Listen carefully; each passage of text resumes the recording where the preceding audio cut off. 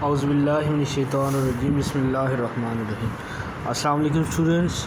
Today we are going to start chapter number 14, the environmental chemistry 1. In this chapter we will discuss atmosphere. इसमें हम क्या करेंगे, atmosphere को देखेंगे, atmosphere हमारे पास क्या होता है, उसके बाद एटमॉस्फेयर की कंपोजिशन, फिर डिफरेंट जो लेयर्स हैं, ट्रोपोस्फेयर, स्ट्रेटोस्फेयर, मीजोस्फेयर, थर्मोस्फेयर, उनका डिफ्रेंशिएशन हम देखेंगे। उसके बाद मेजर एयर पोल्यूटेंट जो हैं उनको देखेंगे और उसके इफ़ेक्ट ऑफ एयर पोल्यूटेंट्स क्या हैं। फिर ओज़ोन, इसमें हमारा एक बहुत इंपॉर्टेंट टॉपिक है, उस पर हम बात करेंगे। एसिड रेन और इसके इफ़ेक्ट्स हैं, ओज़ोन डिप्लीट क्यों हो रहा है और इसके क्या इफ़ेक्ट हैं, और लास्ट में हम ग्लोबल वार्मिंग को स्टडी करेंगे। फर्स्ट ऑफ़ ऑल स्टूडेंट्स, हम ओज़ोन की बात करेंगे, एटमॉस्फेयर की, sorry not ozone but it's atmosphere. Atmosphere students आपके पास एटमॉस्फेयर में आप क्या चीज़ें स्टडी करते हैं, इसको हम देखते हैं। एटमॉस्फेयर आपकी सराउंडिंग में इन्वेलप ऑफ गैसेस या blanket of gases around you, या आप ऐसे कह सकते हैं कि blanket of gases which surround the earth is called as atmosphere. According to your book, the envelope of gases and water vapor surrounding the planet Earth is called as atmosphere। कि आपकी जो planet Earth है उसको surround किया हुआ है blanket of gases ने, gases का एक ब्लैंकेट है जिसको आप क्या कहते हैं, एटमॉस्फेयर। और इसमें जो है गैसेस भी हैं और वाटर वेपर्स भी हैं। उसके बाद इसकी कंपोजिशन की हम बात करते हैं, तो air is mixture of gases. इसमें डिफरेंट आपके पास एयर की कंपोजिशन में, ड्राई एयर जो है उसकी कंपोजिशन में आपके पास सबसे ज़्यादा नाइट्रोजन आ जाता है 78%। उसके बाद ऑक्सीजन है 21% और ट्रेस गैसेस हैं जिसमें आर्गन है, कार्बन डाइऑक्साइड है, नियॉन है, हीलियम है, मीथेन है, क्रिप्टॉन है और हाइड्रोजन है। ये परसेंटेज बाय वॉल्यूम जो है इनकी लिखी हुई है। आर्गन 0.93 है, कार्बन डाइऑक्साइड 0.038 है, नियॉन 0.0018 है, हीलियम 0.00052 है, मीथेन 0.0015 है, क्रिप्टॉन 0.00011 है और हाइड्रोजन आपके पास 0.0 आपके पास हाइड्रोजन है 0.0005 है। अच्छा, इसके बाद आप देखते हैं कि इन गैसेस के अलावा वाटर वेपर की अमाउंट भी एयर में प्रेजेंट होती है। अब जो डेजर्ट का एरिया है वहाँ पर there is little water in the air over the desert. Desert के एरिया में कम होता है वाटर वेपर एयर में, जबकि ट्रॉपिकल रेन फॉरेस्ट में ये क्या होता है, ज़्यादा होता है और it may be up to 4% of water vapour. अब इससे क्या हुआ कि आप देखें डेजर्ट में जब आप गए तो वाटर वेपर एयर में कम था, लेकिन जब आप ट्रॉपिकल रेन फॉरेस्ट में गए तो वहाँ ये 4% तक था वाटर वेपर एयर में। इससे आपने क्या कहा, this mean that the water vapour in air varies from place to place and time to time. इससे हमने क्या फाइंड आउट किया कि ये वेरी करेगा टाइम बाय टाइम, और प्लेस टू प्लेस भी आपके पास क्या होगी, इसकी डिफ्रेंशिएशन आएगी। यहाँ पर हमने दो चीज़ों को स्टडी किया। एक सबसे पहले एटमॉस्फेयर था, इन्वेलप ऑफ गैसेस और water vapour which surround the planet earth is called as atmosphere. उसके बाद हमने ड्राई एयर की कंपोजिशन को देख लिया। आगे चलते हैं हम। नेक्स्ट हमारे पास एटमॉस्फेयर की लेयर्स की बात होगी स्टूडेंट्स के। एटमॉस्फेयर की लेयर कौन कौन सी हैं, what are the layers of atmosphere. Atmosphere की डिफरेंट लेयर्स हैं स्टूडेंट्स, जिनमें से कुछ के नाम मैं आपको बता देता हूँ स्टार्टिंग से। ट्रोपोस्फेयर, स्ट्रेटोस्फीयर, मेसोस्फीयर और थर्मोस्फीयर हैं। अब इन 4 लेयर्स में आप एटमॉस्फेयर को डिवाइड करते हैं, ट्रोपोस्फीयर, स्ट्रेटोस्फीयर, मेसोस्फीयर और थर्मोस्फीयर। अच्छा, उसके बाद जो थर्मोस्फीयर है, जो सबसे आउटर है, इसको भी आप फर्दर 2 में डिवाइड करते हैं, एक इनोस्फीयर एंड एक्सोस्फीयर।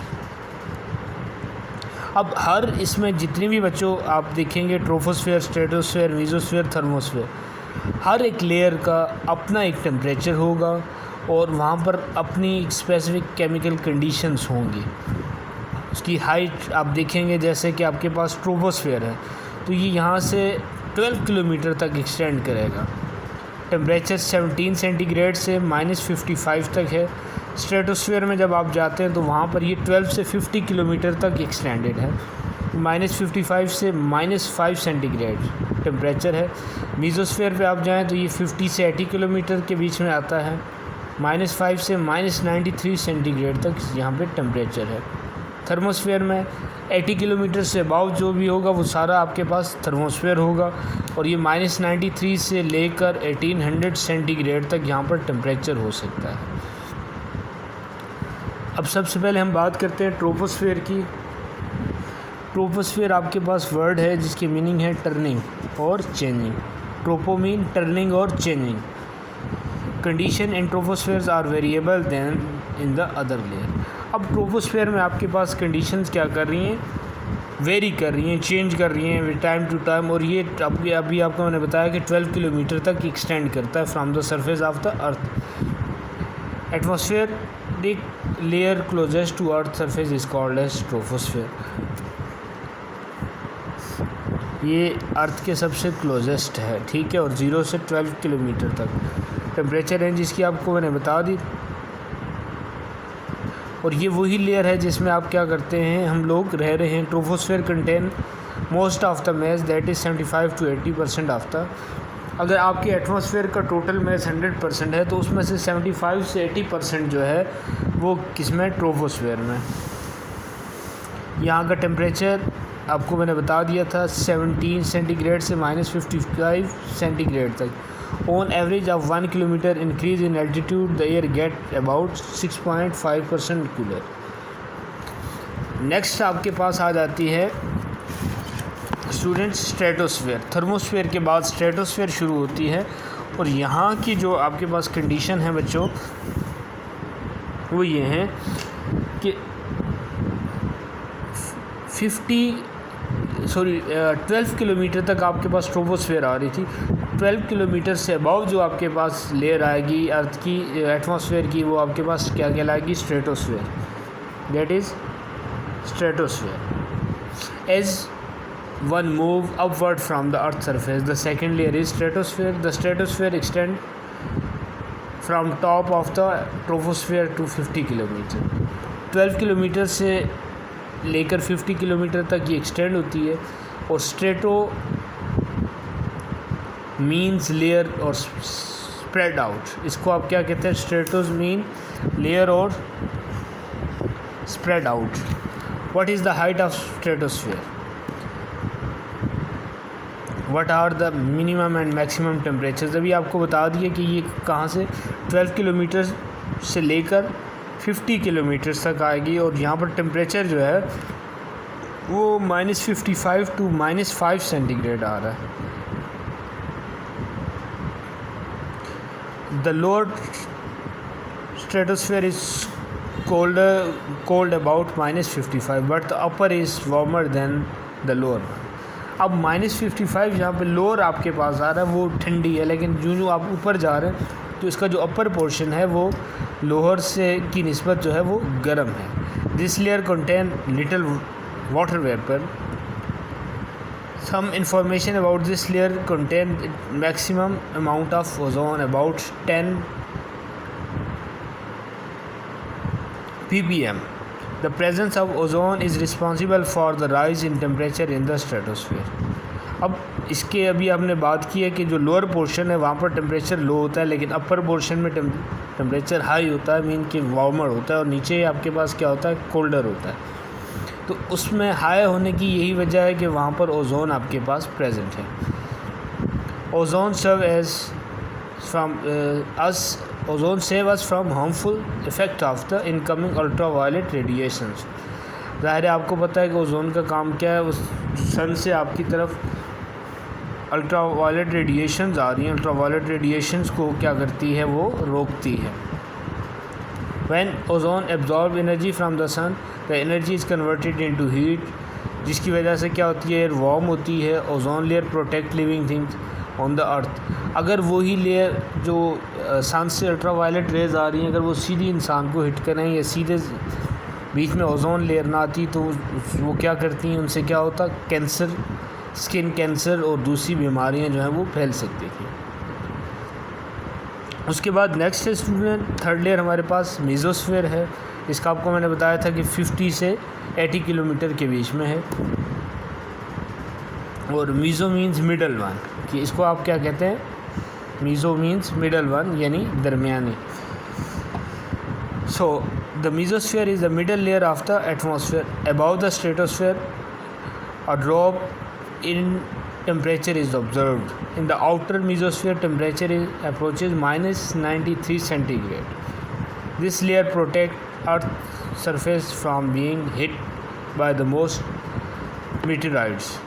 ये क्या करती है, यहाँ पर -93 तक टेम्परेचर जाता है और ये लेयर क्या करती है, अर्थ को प्रोटेक्ट करती है. डिफरेंट जो मेटेरॉइड्स वगैरह हैं वो अर्थ सरफेस को हिट ना कर सकें, ये इससे उनको बचाती है. Next and last one is students the thermosphere. Thermosphere क्या, outer most layer of the earth है. ये कहाँ, 80 किलोमीटर से अबव जितनी भी स्पेस में आउटवर्ड जा रही है उसमें सारी आपके पास क्या है, थर्मोस्फेयर है. थर्मो मीन हीट होता है actually. This layer is very hot. और जी टेम्परेचर भी आपको मैंने बताया था कि -93 से लेकर 1800 सेंटीग्रेड तक. तो दिस मीन कि ये बहुत ज़्यादा गर्म है. अब सबसे पहले अब -1800 सेंटीग्रेड तक टेम्परेचर जा रहा है तो इसका मतलब ये है कि सन जो है, सन रेज सबसे पहले इसी लेयर को स्ट्राइक करती है. Oxygen and nitrogen molecule convert this energy into heat. The thermosphere is divided into 2 layers. इसके बाद थर्मोस्फेयर को भी हमने इनोस्फेयर और एक्सोस्फेयर में डिवाइड किया हुआ है. The lower layer called as the ionosphere extend 80 to 400 kilometre. अब 80 किलोमीटर तक आपके पास मीज़ोस्फेयर आ रही थी, 80 से 400 किलोमीटर तक आपके पास इनोस्फेयर आएगी अर्थ से ऊपर. और द आउटर थर्मोस्फेयर जो है आपके पास वो एक्सोस्फेयर है जो कि 400 से thousands of kilometre from the अर्थ आप जो है इसको काउंट करेंगे. 4 लेयर्स हमने स्टूडेंट देखी, ट्रोपोस्फेयर, स्ट्रेटोस्फेयर, मेसोस्फेयर और थर्मोस्फेयर. ट्रोपोस्फेयर आपने कहा कि ट्रोपो मीन टर्निंग, चेंजिंग, यानी कि यहाँ पर आपके पास कंडीशन जो एटमॉस्फेयर की हैं वो चेंज हो रही हैं. दूसरा आपने देखा स्ट्रेटो. स्ट्रेटो मीन लेयर्स और स्प्रेड आउट. यहाँ की आपने टेम्परेचर देख लिया कि किस तरह से वेरी कर रहा है. उसके बाद मीज़ोस्फेयर को देखा, मीज़ो मीन्स मिडल वन. और लास्ट में आपने थर्मोस्फेयर को देखा. इसकी कंडीशंस बहुत इंपॉर्टेंट हैं, इसकी हाइट और टेम्परेचर की स्पेसिफिकली ये आपको पता होनी चाहिए. नेक्स्ट टॉपिक है स्टूडेंट हमारा एयर पोल्यूटेंट्स का. एटमॉस्फेयर से रिलेटेड जो टॉपिक था वो हमने कवर कर लिया. उसके बाद हम देखते हैं कि एयर के टॉपिक में हम देखेंगे बच्चों एयर पोल्यूटेंट्स, कि ऐसे सब्सटेंस जो एयर को पोल्यूट कर रहे हैं उनके बारे में हम पढ़ते हैं. एयर पोल्यूटेंट क्या होते हैं, anything that is in the air, water और soil which has harmful effect. कोई भी ऐसी चीज़, कोई भी ऐसा सब्सटेंस, कोई भी ऐसे पार्टिकल जो आपकी एयर को क्या करें, उस पर उसके एडवर्स इफ़ेक्ट हों, वो उसके लिए हार्मफुल हों, उनको आप एयर पोल्यूटेंट कहेंगे. अगर वो इन्वायरमेंट में हो तो आप कहेंगे कि ये इन्वायरमेंट के लिए पोल्यूटेंट्स हैं.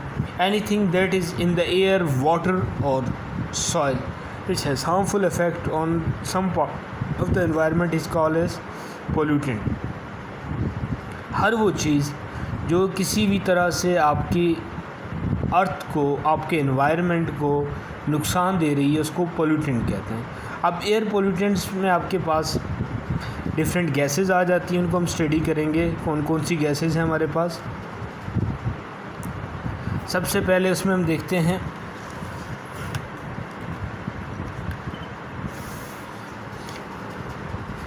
सल्फ़र डाइऑक्साइड है। Pollutant damage environment health.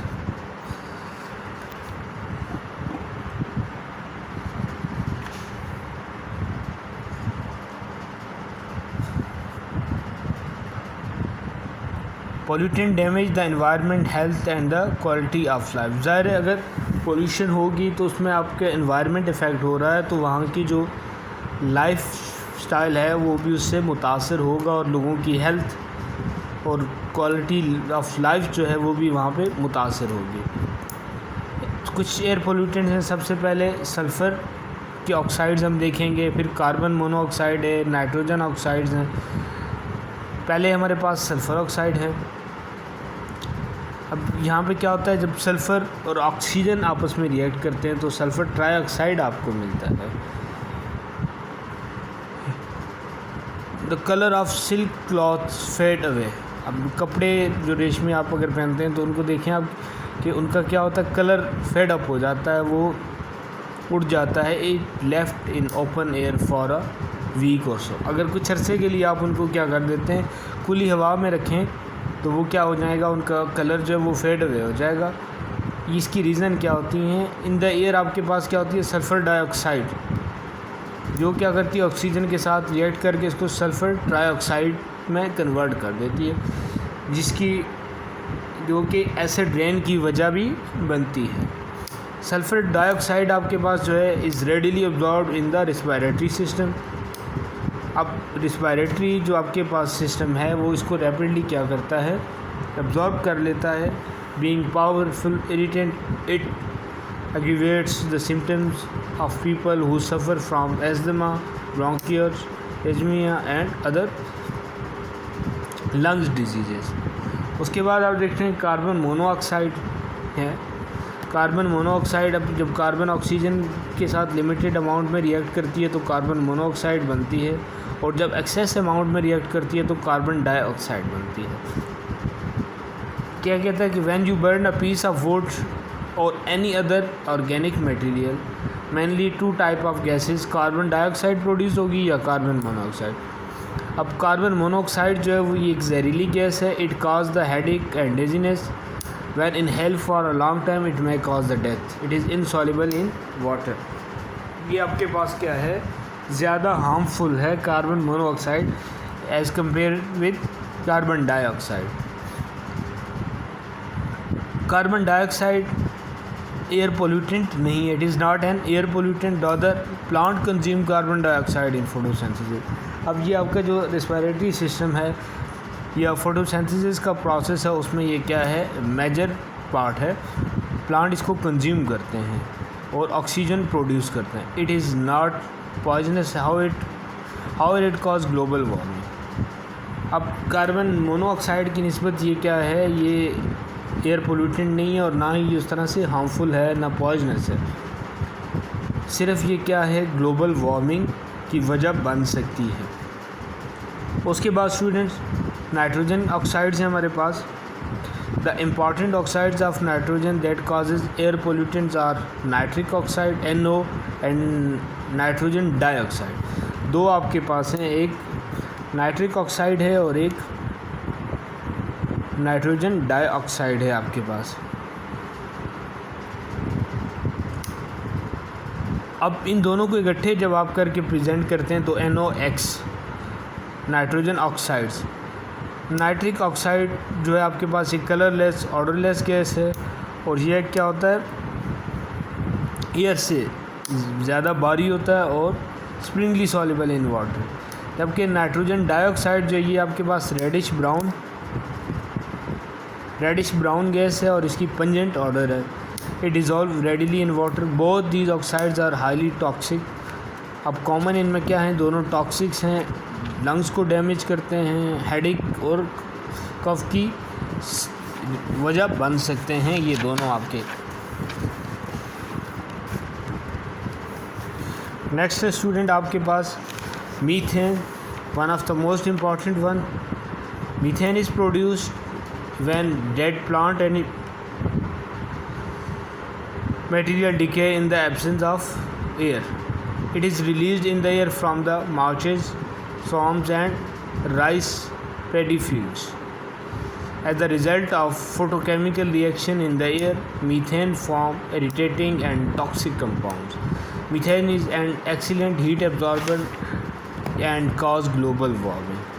Methane बच्चों CH4 लास्ट लेक्चर में हमने शायद देखा था, नेचुरल गैस है आपके पास। ये प्रोड्यूस कैसे होती है? डेड प्लांट मटेरियल की डिकेइंग होती है जब एयर की एब्सेंस में, तो उसमें आपका क्या प्रोड्यूस होता है?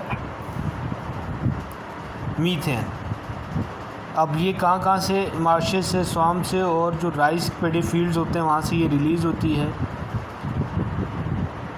मीथेन टॉक्सिक कंपाउंड है, इरिटेटिंग है और ये क्या करती है? हीट एब्जॉर्बर है, एक्सीलेंट। और इसकी वजह से क्या होता है? ग्लोबल वार्मिंग जो है आपकी वो ज़्यादा हो सकती है। उसके बाद CFCS है, क्लोरोफ्लोरोकार्बन है। ये भी बड़ा इम्पॉर्टेंट एक कंपोनेंट है इसका, एयर पोल्यूटेंट का। CFCS are a group of chemically unreactive compound that have been widely used as solvent. अब ये रिएक्टिव नहीं होते और इनको क्या ज़्यादातर सॉल्वेंट के तौर पर यूज़ किया जाता है। CFCS trap heat in the atmosphere and cause global warming. They have been keenly attacking the ozone layer in the stratosphere very badly for last 3 decades. अब इसका सबसे जो मेजर इम्पैक्ट है वो क्या ओजोन लेयर पर पड़ रहा है कि ये उसको डैमेज कर रही है 3 decades। इसके अलावा ये CFC also cause skin allergy, damage to liver, kidney and nervous system। Next student आपके पास आपके लेड कंपाउंड्स हैं। Lead particle in the air comes mainly due to the combustion of leaded petrol और fuel use in motor vehicle और from the lead based paint etc. Lead and its compound in the air affect the brain development in the human beings, especially amongst the children. At high level it can be fatal. ये क्या हो सकता है? जानलेवा भी आपके लिए साबित हो सकता है। उसके बाद लास्ट वन आप देख रहे हैं, इसमें ओजोन है। Ozone is a light blue gas and it has unpleasant order. इसका लाइट ब्लू कलर होता है और अनप्लेजेंट ऑडर होता है। In the troposphere ozone cause breathing difficulties, asthma and eyes irritation. ये डिफरेंट पोल्यूटेंट से स्टूडेंट्स हमने देख लिए, सल्फ़र के ऑक्साइड, नाइट्रोजन ऑक्साइड्स, उसके बाद कार्बन मोनोऑक्साइड, कार्बन डाइऑक्साइड,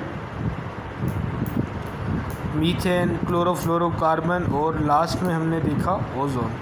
ये सारे बहुत इम्पॉर्टेंट हैं, इनके यूजेस, फिज़िकल प्रॉपर्टीज़ बीच में और जो इनके इम्पैक्ट हैं वो सारे आपने करने हैं। Thank you.